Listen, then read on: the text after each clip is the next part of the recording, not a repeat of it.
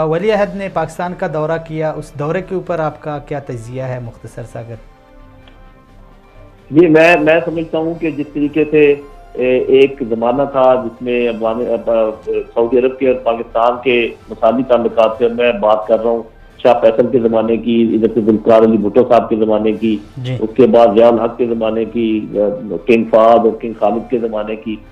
तो वो ज़माना था जब बहुत गहरे ताल्लुकात थे।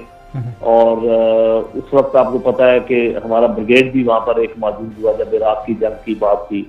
और ट्रेनिंग आज भी पाकिस्तान की नेवी ट्रेनिंग देती है। गल्फ के बहुत सारे कंट्रीज को, उसमें सऊदी अरब भी शामिल है।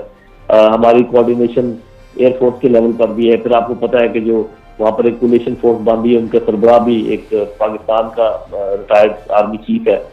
तो हमारे ताल्लुकात बहुत तारीखी है, बहुत गहरे हैं। और मैं ये समझता हूँ कि ये मेरा तजविया गलत हो सकता है कि ट्रंप ने जो कुछ अल्फाज इस्तेमाल किए थे मिडिल ईस्ट के कंट्रीज के लिए, वो ठीक है, उनका उस तरीके से जवाब बेशक ना गया हो मिडिल ईस्ट के बादशाहों की तरफ से, लेकिन उनको दुख जरूर हुआ होगा।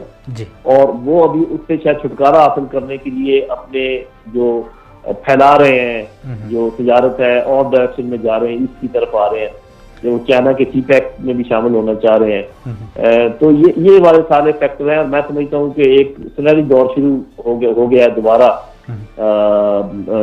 सऊदी अरब और पाकिस्तान के ताल्लुकात का।